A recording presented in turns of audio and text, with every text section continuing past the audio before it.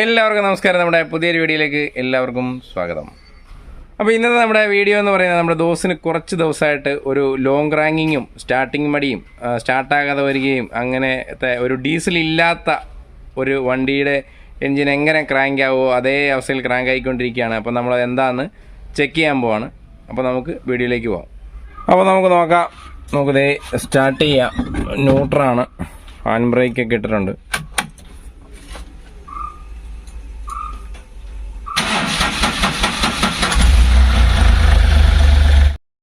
അപ്പോൾ വണ്ടി നമ്മളെ ചെറുതായിട്ടൊന്ന് ട്രോളിന്നാണ് തോന്നുന്നത്. സാധാരണഗതിക്ക് നമ്മളിങ്ങനെ രാവിലെ അടിച്ചാൽ വണ്ടി സ്റ്റാർട്ടാകാറില്ല. വണ്ടി ഇങ്ങനെ ലോങ് റാങ്കിങ് ചെയ്തുകൊണ്ടിരിക്കും. സ്റ്റാർട്ടാകാത്ത അവസരത്തിൽ നമ്മൾ സാധാരണ ചെയ്യുന്നത് നമ്മുടെ എയർ ഫിൽട്ടർ അഴിച്ചിട്ട്, സമയക്കുറവ് ഉള്ളതുകൊണ്ടാണ് അങ്ങനെ ചെയ്യുന്നത്. എയർ ഫിൽട്ടർ അഴിച്ചിട്ട് നമ്മളവിടെ പെട്രോൾ മണിപ്പിച്ചാണ് വണ്ടി സ്റ്റാർട്ട് ചെയ്തുകൊണ്ടിരുന്നത്. ഫസ്റ്റ് സ്റ്റാർട്ടിങ്ങിന് ശേഷം പിന്നെ വലിയ കുഴപ്പമില്ലാതെ സ്റ്റാർട്ട് ചെയ്ത് അങ്ങനെ പൊയ്ക്കൊണ്ടിരിക്കുകയാണ് പതിവ്. പക്ഷേ ഇന്നിപ്പോൾ നമ്മൾ വീഡിയോ ചെയ്യുന്നതിന് വേണ്ടി രാവിലത്തെ സ്റ്റാർട്ടിങ്ങിന് തന്നെ വണ്ടി അങ്ങ് സ്റ്റാർട്ടാവുകയാണ് ചെയ്തത്. അപ്പോൾ എന്തോ ആകട്ടെ, നമുക്ക് ഡീസൽ ഫിൽട്ടർ ഒന്ന് അഴിച്ച് മാറി നോക്കാം. നമ്മൾ അതിനായിട്ട് പുതിയ ലേപ്പാർട്സിൽ നിന്ന് നമ്മൾ പുതിയ ഒരു ഡീസൽ ഫിൽട്ടർ തന്നെ വാങ്ങിയിട്ടുണ്ട്. അപ്പോൾ നമ്മുടെ വണ്ടിയിൽ കിടക്കുന്ന ഡീസൽ ഫിൽറ്ററിൻ്റെ അവസ്ഥ എന്താണെന്നും അതുപോലെ ടാങ്കിൽ നിന്ന് വരുന്ന ഡീസലിൻ്റെ അവസ്ഥയ്ക്ക് ഡീസൽ ലൈൻ എവിടെയെങ്കിലും തടസ്സമുണ്ടോ എന്ന് നമുക്കൊന്ന് നോക്കേണ്ടതുണ്ട്.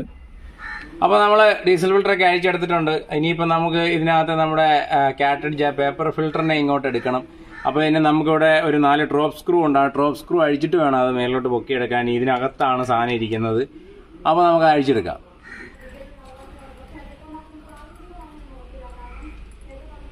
ഡീസലിന് ഒരു ചെളി കളറാണ്, ഒരു കറുത്ത കളർ പോലെയൊക്കെ അല്ലേ. ഫിൽറ്ററൊക്കെ അഴിക്കുന്ന സമയത്ത് നമ്മൾ പ്രത്യേകം ശ്രദ്ധിക്കുന്നുണ്ട്, ഈ ഒരു സെൻസർ അത് തട്ടിയും മുട്ടിയൊക്കെ ഒടിഞ്ഞു പോകാനുള്ള സാധ്യതയുണ്ട്. അപ്പം നമ്മളിതിങ്ങനെ ഇടത്തേക്ക് ഇങ്ങനെ പിരിച്ച് ഇങ്ങനെ അഴിച്ചങ്ങ് മാറ്റി വെച്ചേക്കണം. അതല്ലെങ്കിൽ ചിലപ്പോൾ ഇത് തട്ടിയും മുട്ടിയൊക്കെ പൊട്ടിപ്പോകാനുള്ള സാധ്യതയുണ്ട്. നമ്മളിതിൻ്റെ ഈ ഡ്രോപ്പ് സ്ക്രൂ ഒക്കെ അഴിക്കുന്ന സമയത്ത് ഇതിനകത്തൊക്കെ ധാരാളം മണ്ണ് നിറഞ്ഞിങ്ങനെ ഇരിക്കാനുള്ള സാധ്യതയുണ്ട്. അപ്പം നമ്മളിതിങ്ങനെ ചെറിയൊരു സൂചിയൊക്കെ വെച്ച് ക്ലീൻ ചെയ്തിട്ട് വേണം, അല്ലെങ്കിൽ നമ്മുടെ ഡ്രോപ്സ് സ്ലിപ്പാകാനും ഒക്കെയുള്ള സാധ്യതയുണ്ട്.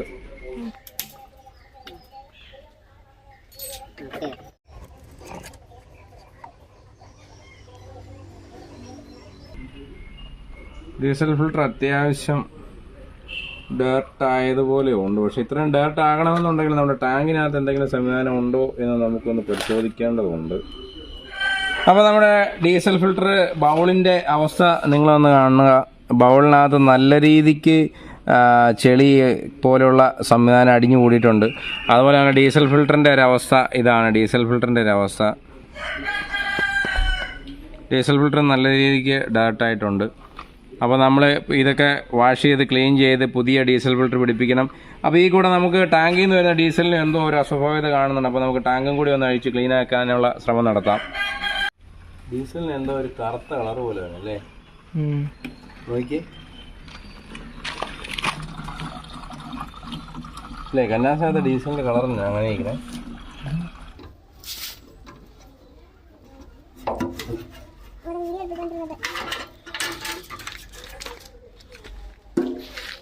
അപ്പോൾ നമുക്ക് നമ്മുടെ ഈ ഫ്യൂൽ പമ്പ് ഒന്ന് അഴിച്ചു നോക്കണം. ഫ്യൂൽ പമ്പിന്റെ അടിയിലെ സ്ട്രെയിനർ ഫിൽട്ടർ എങ്ങനെ ഉണ്ടെന്നൊക്കെ നമുക്ക് നോക്കണം. അപ്പോൾ അത് നോക്കാം.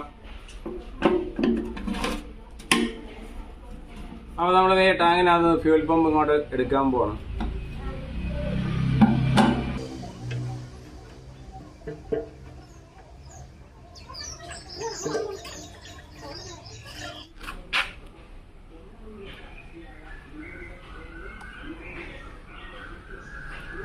അപ്പോൾ ഇതാണ് നമ്മുടെ ദോസ്തിൻ്റെ ഫ്യൂൽ പമ്പിൻ്റെ സ്ട്രെയിനറിൻ്റെ അവസ്ഥ. അതേ നിങ്ങൾക്ക് നോക്കിയാൽ മനസ്സിലാവും കണ്ടോ. ഇതാണ് നമ്മുടെ ഈ സ്ട്രെയിനർ, ഈ ഫ്യൂൽ പമ്പിൻ്റെ അടിയിലുള്ള ഈ സ്ട്രെയിനറിൻ്റെ അവസ്ഥ. ഇത് കുറേ നാളുകളായിട്ട് ഈ വണ്ടിക്ക് സ്റ്റാർട്ടിങ് മടി, സ്റ്റാർട്ടാകാതെ വരിക, രാവിലെ എടുക്കാതെ വരിക, അങ്ങനെ പലവിധ കാര്യങ്ങൾ കാണിച്ചിട്ടുണ്ടായിരുന്നു. അപ്പോൾ നമ്മൾ ഇത്രയും ഡീപ്പായിട്ടുള്ളൊരു സംഗതി നമുക്ക് കിട്ടും എന്ന് വിചാരിച്ചില്ല. പക്ഷേ ഇത് അഴിച്ചു കഴിഞ്ഞപ്പോഴാണ് നമുക്ക് മനസ്സിലായത് ഈ ടാങ്കിനകവും നല്ലതായിട്ട് ഡേർട്ട് അടിഞ്ഞു കൂടിയിട്ടുണ്ട്. അതുപോലെ തന്നെ ഈ സ്ട്രെയിനർ ഫിൽറ്ററിൻ്റെ അവസ്ഥ കണ്ടില്ലേ. ഈ ഫിൽറ്റർ കടന്ന് എങ്ങനെയാണ് നമ്മുടെ വണ്ടിയുടെ പമ്പിന് നമുക്ക് ഡീസൽ കിട്ടുന്നത്. അപ്പോൾ അതുകൊണ്ട് നമുക്ക് ഒന്നെങ്കിൽ ഇത് വാങ്ങിക്കാൻ കിട്ടുമെങ്കിൽ ഈ സ്ട്രെയിനർ ഫിൽറ്റർ മാറണം, അതല്ലെങ്കിൽ ഇത് ക്ലീൻ ചെയ്യാൻ ഇടാനുള്ള സംവിധാനങ്ങൾ ചെയ്യണം. അപ്പോൾ എന്തായാലും നമുക്ക് അതിലേക്ക് കിടക്കാം. അപ്പോൾ ഇനി നമുക്ക് നമ്മുടെ ഡീസൽ ടാങ്കിനകത്തുള്ള സാധനങ്ങളൊക്കെ ഒന്ന് കാണാം.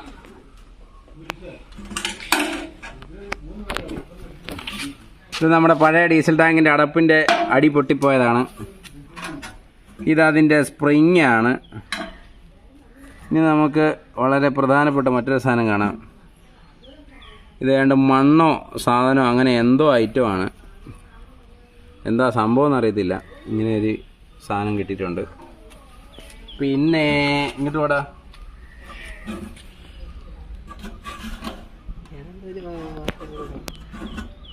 ഇതൊക്കെ ടാങ്കിനകത്തെ അവസ്ഥയാണ്. ആ ലൈറ്റ് ഒന്ന് ഇട്ടിട്ട് ഇങ്ങോട്ട് കാണിച്ചു. ഫ്ലാഷ് ഒന്ന് ഇട്ടിട്ട് ഇങ്ങോട്ട് ഞാൻ മുഴുവൻ കാണിച്ചു.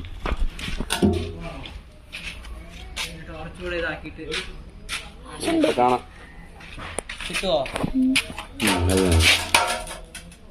ഇങ്ങോട്ട് കാണിച്ചു എന്നോട് ഞാനിത്. അപ്പോൾ ഇനി നമുക്ക് ഇതിൻ്റെ ബാലൻസ് ഡീസൽ ഊറ്റിയതിന് ശേഷം ടാങ്ക് ഒന്ന് സർവീസ് സ്റ്റേഷനിൽ കൊടുത്ത് നന്നായിട്ട് കഴുകി ഉണക്കിയതിന് ശേഷം നമുക്ക് വീണ്ടും രണ്ടാമത് നമുക്ക് ഇതെല്ലാം സെറ്റാക്കി പിടിപ്പിക്കാം. അതിനുശേഷം നമ്മുടെ വണ്ടിയുടെ പെർഫോമൻസ് എങ്ങനെയുണ്ടോ നോക്കാം.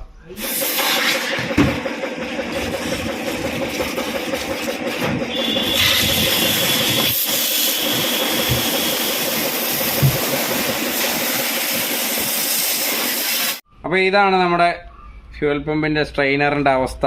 ഇതാണ്ട് ഇത് കണക്ക് കരടും പൊടിയും ചെടിയും എല്ലാം ഇങ്ങനെ അടിഞ്ഞിരുന്നിട്ട് ഇങ്ങനെ ഒടിഞ്ഞൊടിഞ്ഞ് പോരുന്നൊരവസ്ഥയാണ്. അപ്പോൾ ഇതൊക്കെ പഠിക്കാനായിട്ട് ഇതേ നമ്മുടെ കുഞ്ഞൻ വന്ന് ഇപ്പോൾ ഉണ്ട്. ഇങ്ങോട്ട് നോക്ക്. ഞങ്ങളിതൊക്കെ പഠിക്കാൻ വേണ്ടി വന്നതാണ് അല്ലേ? ആ ഓക്കെ.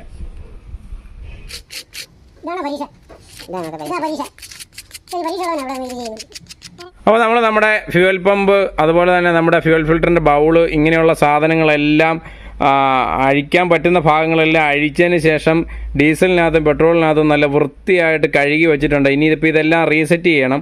അപ്പോൾ ഇത് നമ്മൾ ഇനി കഴുകിയതിന് ശേഷമുള്ള നമ്മുടെ ഫിൽറ്ററിൻ്റെ അവസ്ഥയൊന്ന് കാണിച്ചു തരാം. നമ്മൾ നമ്മുടെ ഫ്യൂവൽ പമ്പിൽ നിന്നും സ്ട്രെയിനർ ഫിൽറ്റർ ഊരിയെടുത്ത് വേണ്ട ഈ ഒരു ഹൗസിലേക്ക് നമ്മൾ കഴുകി എത്തിച്ചിട്ടുണ്ട്. ഇത് നമ്മൾ ചെയ്തത് എന്താണെന്ന് വെച്ചാൽ ഇത് ഊരിയെടുത്തതിന് ശേഷം കുറച്ച് നാൾ നമ്മൾ പെട്രോളിനകത്ത് മുക്കിയിട്ടു. പിന്നെ നമ്മുടെ പഴയ ടൂത്ത് ബ്രഷിന് കുറച്ച് നേരം ഒന്ന് ഉരച്ച് ക്ലീൻ ചെയ്യാൻ ശ്രമിച്ചു.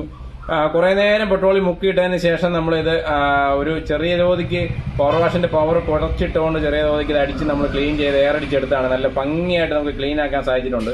ഇനിയിപ്പോൾ ഇത് നമുക്ക് തിരിച്ച് നമ്മുടെ ഫ്യൂൽ പമ്പിലോട്ട് ഫിറ്റ് ചെയ്യുക. നമ്മുടെ ഫ്യൂൽ പമ്പ് മറ്റ് ഫ്യൂൽ ഫിൽറ്ററും ടാങ്കും എല്ലാം നമുക്ക് റീഫിറ്റ് ചെയ്യാം. അതിനുവേണ്ടി നമുക്ക് ടാങ്ക് ഒന്ന് കഴുകി സെറ്റാക്കേണ്ടതുകൊണ്ട് അത് ഉണങ്ങിയതിന് ശേഷം നമുക്കിതെല്ലാം പിടിപ്പിക്കാം.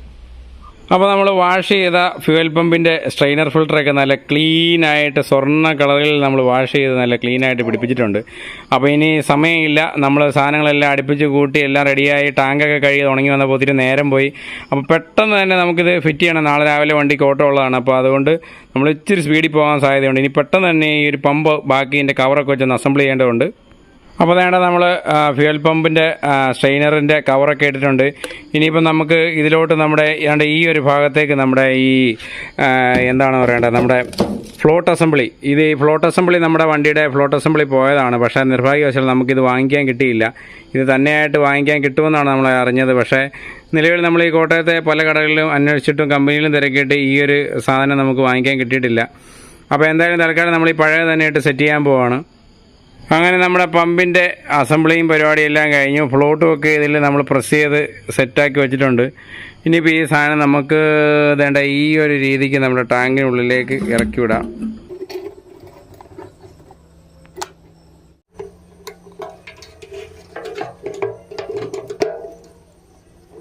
വെക്കുമ്പോൾ നമ്മൾ സൈഡൊക്കെ പ്രത്യേകം ശ്രദ്ധിച്ചോണം. നമ്മുടെ ടാങ്കിൻ്റെ നെക്കിൻ്റെ ഇരിക്കുന്നതിൻ്റെ ഓപ്പോസിറ്റ് സൈഡിലേക്കാണ് നമ്മുടെ പമ്പ് ഫിക്സ് ആയിട്ടിരുന്നത്. അതുപോലെ പമ്പിന് മേളിലുള്ള ഓറിങ്ങും കറക്റ്റായിട്ടാണോ സീറ്റാകുന്നതെന്ന് നോക്കിക്കണം. അല്ലെങ്കിൽ ഇതിൻ്റെ ഇടവഴി ഡീസൽ ഓവറായിട്ട് അടിക്കുന്ന സമയങ്ങളിൽ ഡീസൽ നിറച്ചടിക്കുന്ന സമയങ്ങളിൽ ഇതിൻ്റെ ഇടവഴി ഡീസൽ ലീക്ക് വരാനൊക്കെയുള്ള സാധ്യതകളുണ്ടാവും. അതുകൊണ്ട് നമ്മുടെ ഈ ഒരു ഫിക്സ് ചെയ്യണ പ്ലേറ്റിൻ്റെ ഈ ഒരു ഹോളുള്ള ഭാഗം ഈ പമ്പിൻ്റെ ആ ബെഡ് പിന്ന് പോലെ വരുന്ന ആ പ്ലാസ്റ്റിക് ഭാഗത്ത് കറക്റ്റായിട്ട് സൂട്ടായിട്ടിരിക്കണം. ഇനി നമുക്ക് ഇതിനെ വലിച്ചു മുറുക്കാം. ഇനി നമ്മുടെ കഴുകിയൊക്കെ സെറ്റാക്കി വെച്ചിരിക്കുന്ന ഡീസൽ ഫിൽറ്ററിൻ്റെ ബൗളിനുള്ളിലേക്ക് നമ്മുടെ ഫിൽറ്റർ എലമെൻറ്റിനെ സെറ്റ് ചെയ്യണം. ഈ ഫിൽറ്റർ എലമെൻറ്റിനെ നമ്മൾ ഇതിനകത്തേക്ക് ഇറക്കി സെറ്റാക്കണം. അതുപോലെ അതിന് നമ്മൾ ഇതിൻ്റെ ടോപ്പും ബൗളിൻ്റെ ടോപ്പ് അഴിച്ച സമയത്തൊന്ന് മാർക്ക് ചെയ്തിട്ടുണ്ടായിരുന്നു. ആ മാർക്കിന് സെറ്റ് ചെയ്ത് തന്നെ വെക്കണം. അല്ലെങ്കിൽ നമ്മൾ ഇതിൻ്റെ ബ്രാക്കറ്റിലേക്ക് മുറുക്കുന്ന അവസരത്തിൽ നമുക്ക് ചിലപ്പോൾ പണി കിട്ടാനുള്ള സാധ്യതയുണ്ട്, ചിലപ്പോൾ തിരിഞ്ഞു പോകാനുള്ള സാധ്യതയുണ്ട്. അതുകൊണ്ട് പിന്നെ അതുപോലെ തന്നെ നമ്മുടെ ഈ ഒരു ഇതിൻ്റെ ബൗളിൻ്റെ ഈ കവറിൻ്റെ ഈ ഒരു ഭാഗത്തായിട്ട് ഈ ഗ്രൂവിലൊരു ഓറിങ് വരുന്നുണ്ട്. ആ ഓറിങ് നമ്മൾ ഇടാൻ മറന്നു പോകരുത്. അത് നമ്മുടെ പുതിയ ഫിൽറ്ററിൻ്റെ കൂടെ ഇതേ കണക്കൊരു ഓറിങ് വന്നിട്ടുണ്ട്. അപ്പോൾ ആ ഓറിങ് നമ്മുടെ ഈ ബൗളിൻ്റെ ടോപ്പിലെ ഈ കവറിൽ നമ്മൾ ഇടേണ്ടതുണ്ട്. ഈ ഗ്രൂവിലേക്ക് നമ്മൾ ഇതേ കണക്ക് സെറ്റാക്കണം. എന്നിട്ട് വേണം നമ്മൾ ഇത് ഫിൽറ്റർ ഇടാനായിട്ട് നമ്മുടെ എലമെൻറ്റിൻ്റെ ഉള്ളിലേക്ക് ഇറക്കാൻ. വീഡിയോ എടുക്കാൻ മറ്റൊരാളുടെ സഹായം ലഭിക്കാത്തത് കൊണ്ടാണ്, നമ്മൾ ഒറ്റയ്ക്കാണ് നമ്മൾ വീഡിയോ എടുക്കലും പണിയും ചെയ്യുന്നത്. അപ്പോൾ അതുകൊണ്ട് നിങ്ങൾക്ക് ഇച്ചിരി കാണാൻ ബുദ്ധിമുട്ടൊക്കെ ഉണ്ടായെന്ന് വരാം. എങ്കിലും നമ്മൾ മാക്സിമം നിങ്ങളിലേക്ക് എത്തിക്കാൻ ശ്രമിക്കുന്നതാണ്. അപ്പോൾ നമ്മൾ ബൗളിനുള്ളിലേക്ക് ഇതേ കണക്ക് ഈ ഫിൽറ്റർ എലമെൻറ്റ്, പേപ്പർ എലമെൻറ്റിനെ ഇതിങ്ങനെ ഇറക്കി വിടണം. അതിനുശേഷം നമ്മൾ ഇതിൻ്റെ ബൗളും ഈ ടോപ്പും തമ്മിൽ അഴിക്കുന്ന സമയത്ത് ചെറിയൊരു മാർക്കിങ് ഇതേ കണക്ക് കൊടുത്തിരുന്നു. അപ്പോൾ അതേ കണക്ക് ഇതുപോലെ ഈ ടോപ്പ് അങ്ങ് തെളിച്ച് സെറ്റാക്കിയതിന് ശേഷം നമ്മുടെ ഈ ട്രോപ്സ് 4 ഇട്ട് മുറുക്കുക എന്നുള്ളത് മാത്രമാണ്. വേറെ വലിയ പണികളൊന്നും തന്നെ ഇവിടെ ഇല്ല.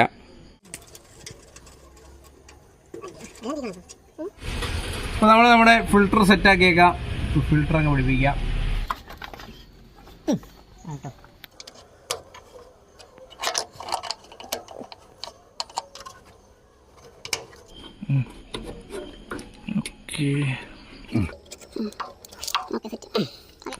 അപ്പോൾ നമ്മൾ പുതിയ ഡീസലൊക്കെ ഒഴിച്ച് എല്ലാം സെറ്റാക്കിയിട്ടുണ്ട്. അപ്പോൾ ഇനി നമുക്ക് ലാസ്റ്റ് ആൻഡ് ഫൈനൽ സെറ്റിംഗ് എന്ന് പറഞ്ഞു കഴിഞ്ഞാൽ ഇനിയിപ്പോൾ നമുക്ക് എയർ എടുക്കണം. ആദ്യം നമുക്ക് പമ്പ് വരെയുള്ള എയർ എടുക്കണം. പിന്നെ നമ്മൾ ഫുള്ള് ലൈൻ അഴിച്ചതുകൊണ്ട് നമുക്ക് ഈ ഇഞ്ചക്ടറുകളിലൊക്കെ ഒന്ന് എയർ എടുക്കേണ്ടതുണ്ട്. അപ്പോൾ നമ്മൾ ഇഞ്ചക്ടറിന്റെ ലൈനൊക്കെ ഒന്ന് ഊരി വിട്ടു. ഇനി നമ്മൾ താക്കോൽ ഓണാക്കിയിട്ട് ഇഞ്ചക്ടർ വരെയുള്ള എയറൊക്കെ എടുത്തതിന് ശേഷം നമുക്ക് വണ്ടി സ്റ്റാർട്ട് ചെയ്യാൻ ശ്രമിക്കാം. ഇത് താക്കോൽ ഓണാക്കും.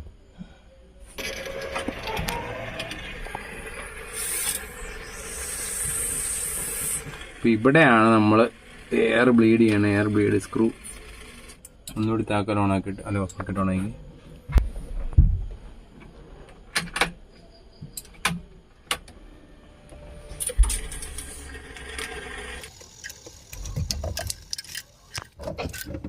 അടിച്ചേ ഓടി നിൽക്കട്ടെ.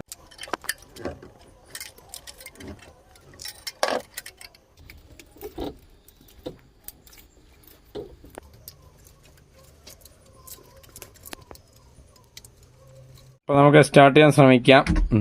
അടിച്ചോ, അത് തീർന്നിട്ടേ ആ ലൈറ്റ് കേട്ടിട്ട് അടിച്ചേ.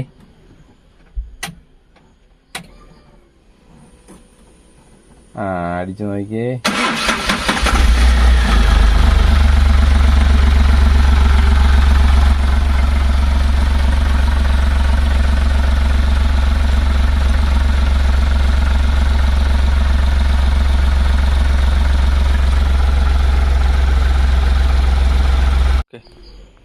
അപ്പോൾ നമ്മുടെ വർക്കൊക്കെ കംപ്ലീറ്റ് ആയിട്ടുണ്ട്. ഏകദേശം 10:30 മണി രാത്രിയായി. നമുക്ക് ഈ ടാങ്ക് ഉണങ്ങി കിട്ടാനും ടാങ്ക് വാഷിങ് അങ്ങനെയുള്ള കാര്യങ്ങൾക്ക് നല്ല സമയമെടുത്തു. അപ്പോൾ അതേ നമ്മളിപ്പോൾ യാതൊരുവിധ പ്രശ്നങ്ങളും ഇല്ലാതെ താക്കോൽ ഓൺ ചെയ്യുന്നു.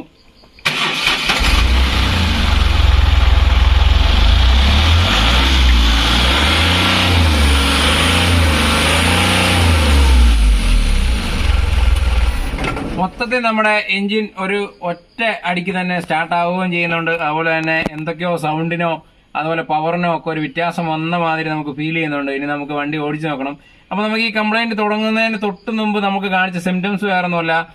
നമ്മുടെ ഡീസൽ ലെവൽ കുറയുന്ന സമയത്ത് ടാങ്കിൽ നിന്നും ഒരു നല്ല രീതിക്കുള്ള ഒരു ഗ്രൗളിംഗ് സൗണ്ട് പോലെ പമ്പ് കുറച്ച് ലോഡ് എടുത്ത് കുറച്ച് പാടുപെട്ട് കറങ്ങുന്നത് പോലെ നല്ല ഒരു സൗണ്ട് നമുക്ക് ടാങ്കിൽ നിന്നും കേൾക്കാൻ സാധിക്കുമായിരുന്നു.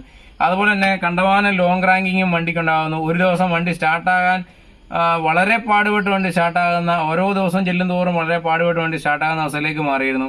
ഇപ്പം നമുക്ക് അതിന്റെ ഒരു ആവശ്യകതയില്ല. നമ്മൾ താക്കോൽ ഓൺ ചെയ്താൽ വളരെ സ്മൂത്ത് ആയിട്ട് നമ്മുടെ ഫ്യൂൽ പമ്പ് വർക്ക് ചെയ്യുന്നുണ്ട്. അതുപോലെ തന്നെ നമുക്ക് സ്റ്റാർട്ടിങ്ങിന് ഒരു ഡിഫിക്കൽട്ടി ഫീൽ ചെയ്യുന്നില്ല. ഒറ്റയടിക്ക് തന്നെ നമുക്ക് വണ്ടി സ്റ്റാർട്ടാകുന്നുണ്ട്. അപ്പോൾ വീഡിയോ ഇഷ്ടമായെങ്കിൽ ലൈക്ക് ചെയ്യുക, കമന്റ് ചെയ്യുക, നമ്മുടെ ചാനൽ സബ്സ്ക്രൈബ് ചെയ്യുക. വീണ്ടും പുതിയ വീഡിയോ നമ്മൾ വീണ്ടും വരുന്നതായിരിക്കും. Bye bye.